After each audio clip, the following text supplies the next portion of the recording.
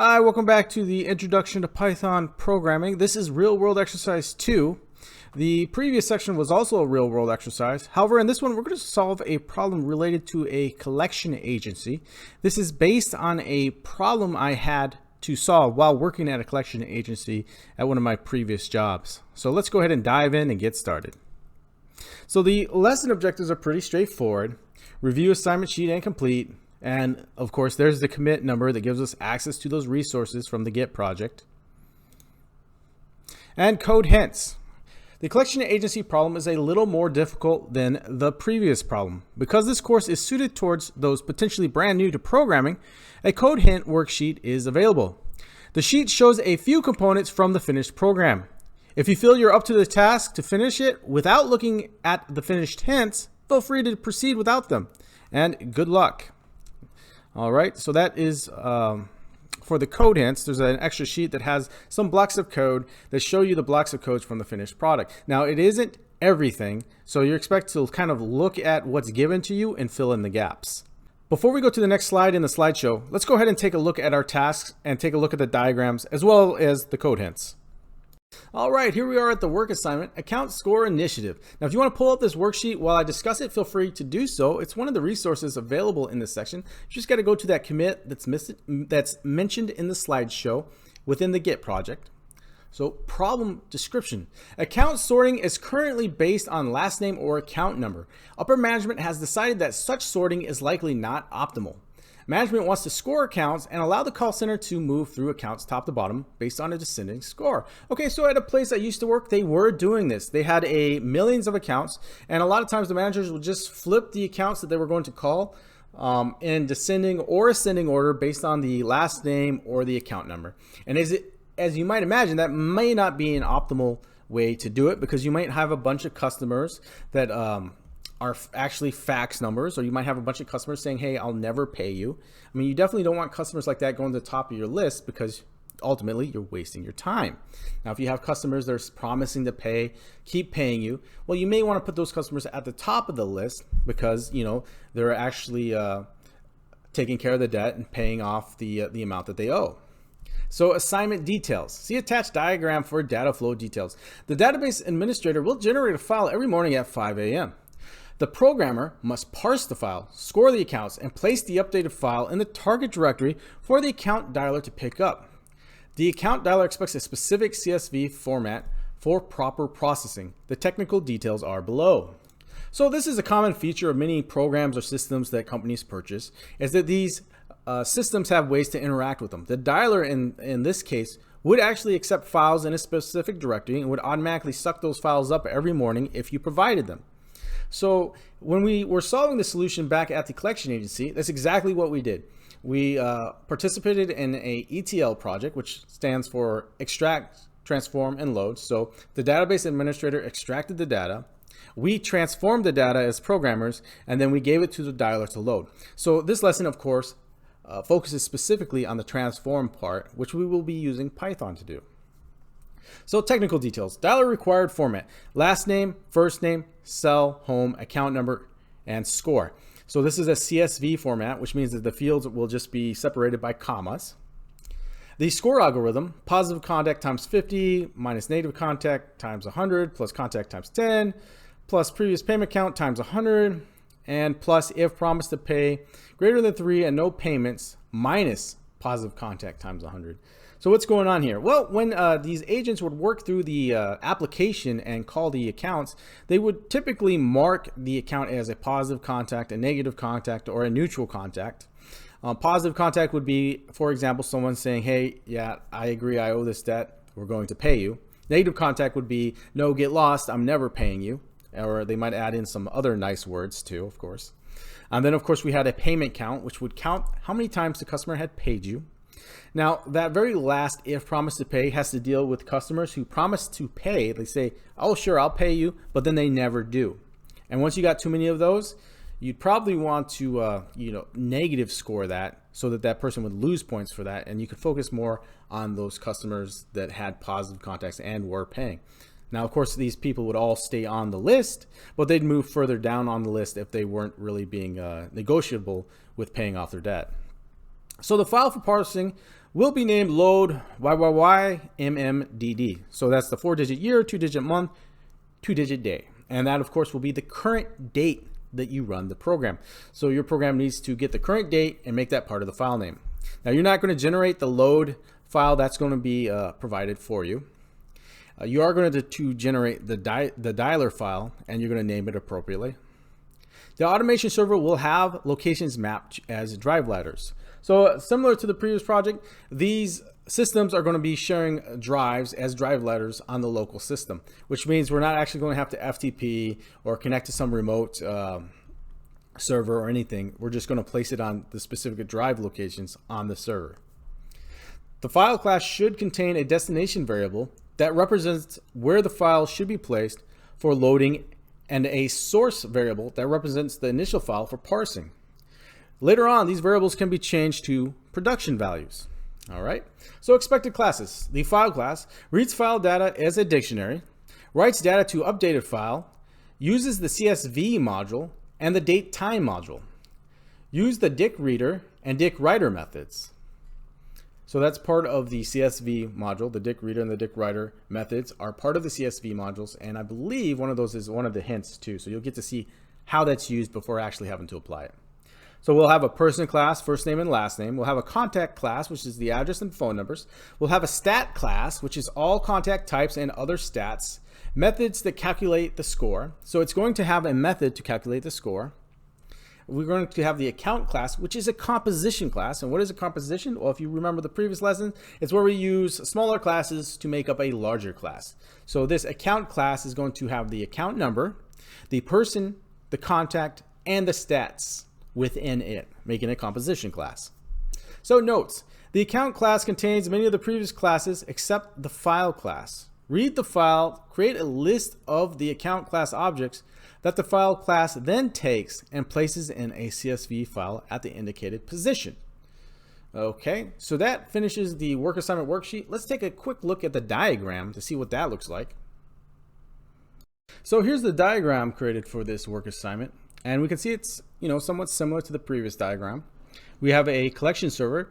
This is the application server that the collectors use when calling customers. So they're logging into this server and working the accounts to come up via a web interface, I believe. Then we have the FTP server. Now this is going to be mapped as local letter drive, so we're not worried about actually connecting to an FTP server. The operating system has been programmed to treat that as a drive ladder in the background using some software. All right, and then we have the dialer, which loads accounts and places calls to customers. So we're going to get the CSV file in the morning. Our automation server is going to pick up that file, transform it, place it back, and then the dialer is going to retrieve the processed file. So the automation server runs programs via the cron tab in loops relevant to the process they are completing. Okay. The Python program must read a CSV file, parse the data, and transform it into a file that the dialer can parse. The dialer automatically loads files in the correct directory with the correct name. So the file has to have the correct name, otherwise the dialer won't load it. During the ETL process, the Python program must score the accounts using the provided method. The dialer will then use the score to call accounts respective to score high to low. So from ascending to descending order. The higher the score, the higher up it goes on the list, and it'll get called first. So again, this worksheet is available as one of the resources. Feel free to look at it or print it out. Whatever you need to do, it is available as one of the resources for this lesson. Now let's go take a look at the code hints just to review that. And if you don't want to use the code hints, you feel like you're ahead of the game, feel free to just go ahead and start trying to program a solution to this then.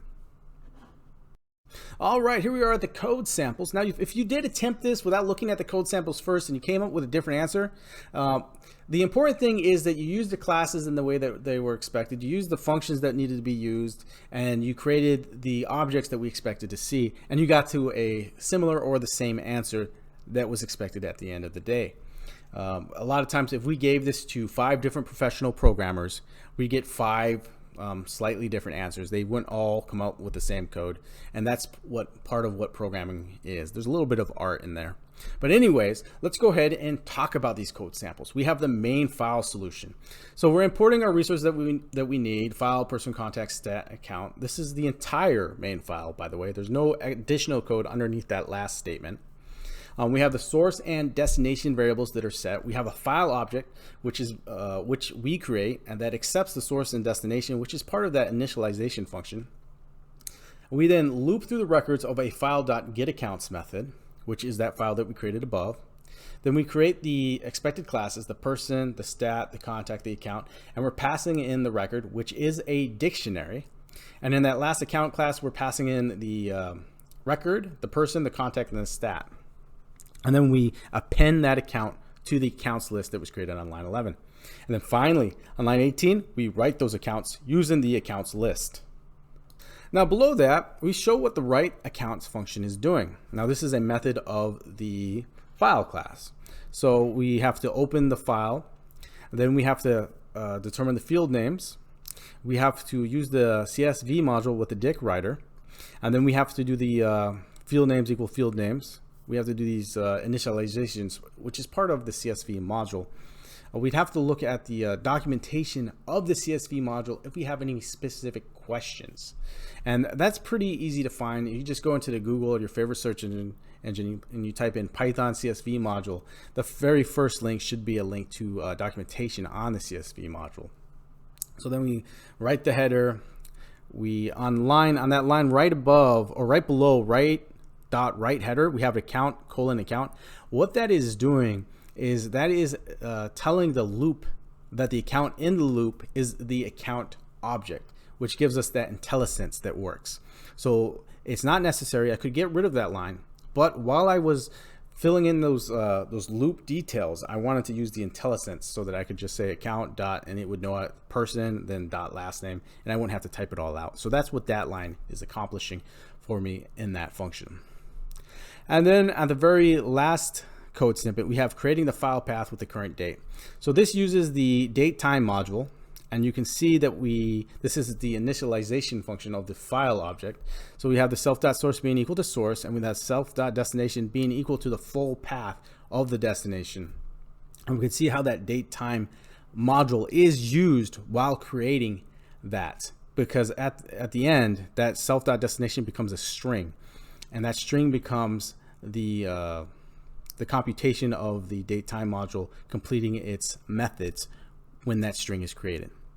Okay, so that completes the code samples. Now we're going to jump back into the slideshow and talk about how to approach this problem and how to break it apart. All right, we've already looked at this slide. Let's go ahead and move on. Break the task apart. Tackle the problem part by part. So pick a part of the problem that you know we need and work on that until you solve it, and then move on to the next part. Pretty close to the strategy we used in the previous exercise as well. So for example, we got files. We want to read. We want to use the dict reader, which is part of the CSV module.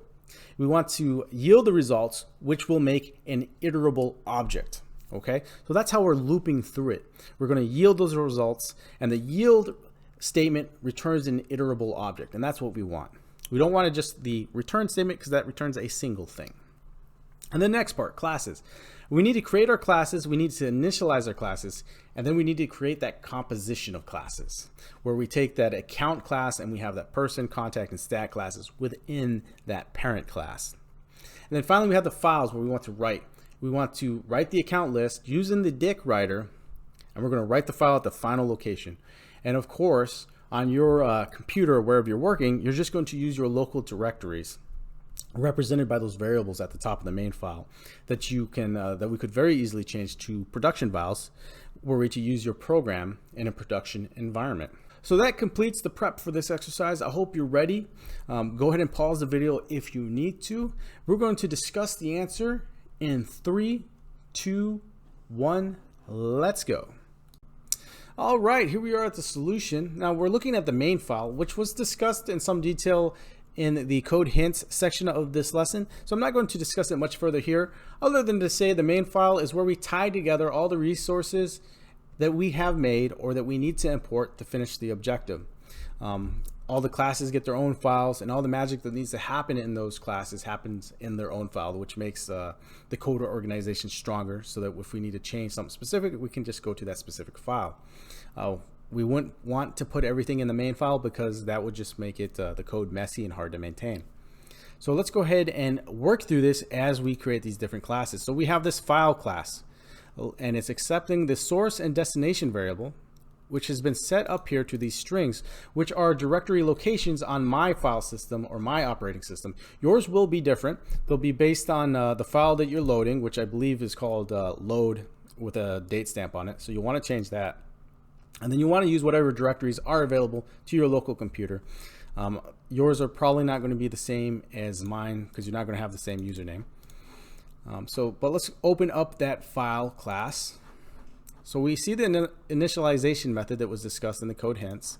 So we have the source just being equal to the source, and then we have the destination being equal to some string interpolation of the date time object, or the date time module being used to generate the current date that we need in that file name. Now that is actually a pretty common requirement for creating files, is to date it.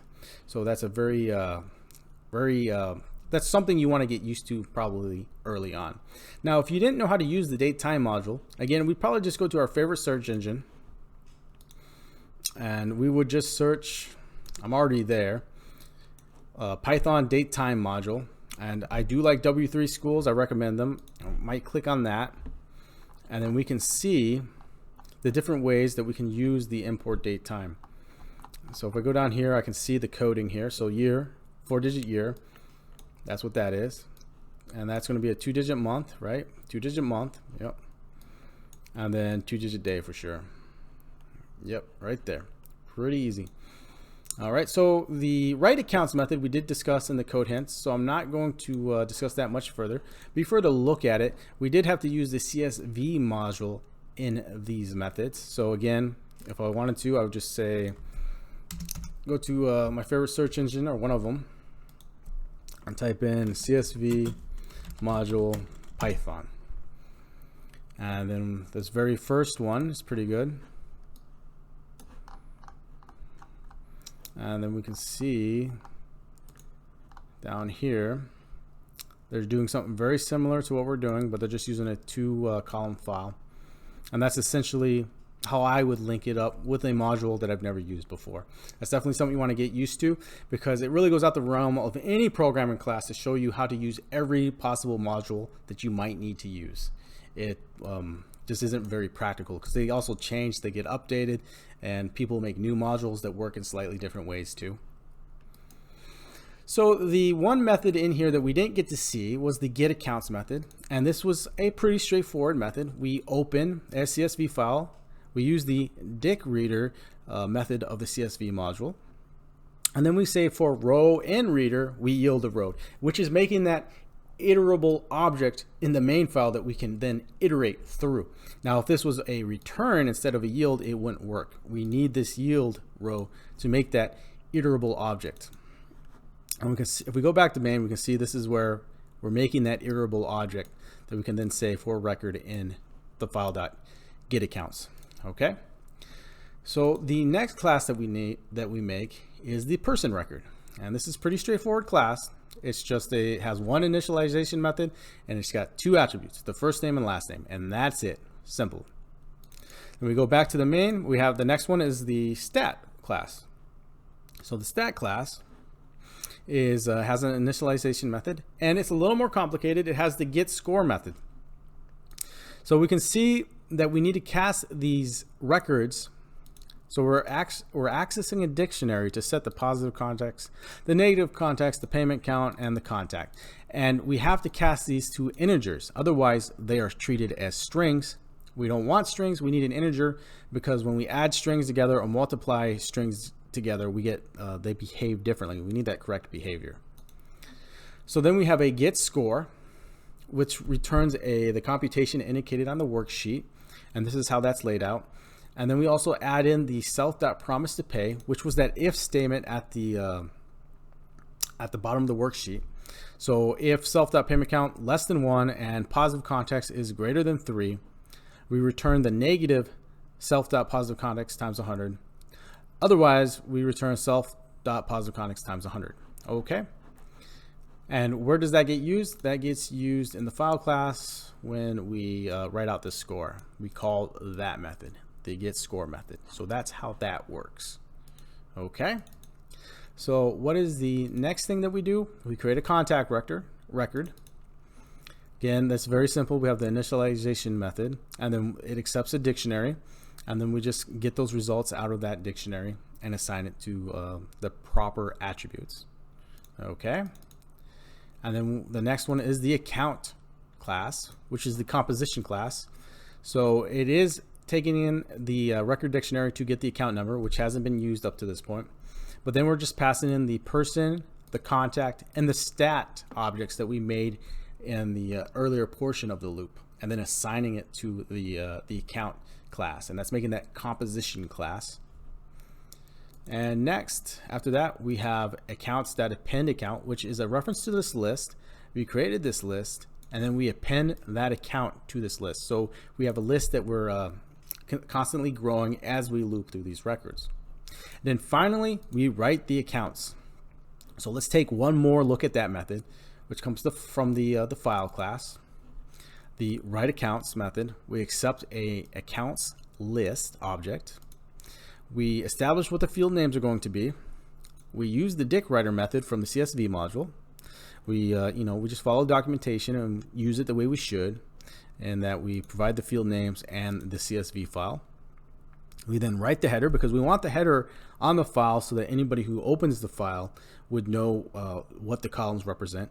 You do occasionally find files out there where no one includes the header, but I don't recommend that if you're given the choice, just because a lot of times the columns can be ambiguous to what they really are.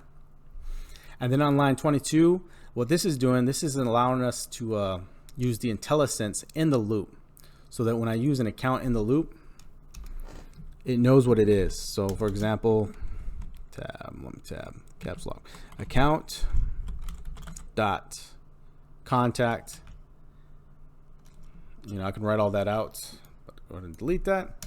If I didn't have this line here, the IntelliSense wouldn't work. Get rid of that. And then of course we're just writer, and then we're writing the row that we need to. And that's happening at the end of the main file. The program completes, we're done. We've parsed the file that we need to. We've transformed the data that we need to transform, and we're sending it to the correct target location for the dialer to load. And that would complete this assignment. Let's head over to slideshow to finish out this lesson. All right, we've finished talking about this slide. Let's go ahead and move on to the conclusion. Section conclusion. We completed a real world assignment, the collection agency problem. Now this was a real problem that we had. We weren't sorting the accounts in the optimal way. We wanted to start using kind of a scoring mechanism to sort the accounts, much better than just using the last name or the account number. And we got the job done. If you completed this assignment, you would have got the job done too. So congratulations. I hope you enjoyed it, and I hope to see you in the next lesson. Thank you.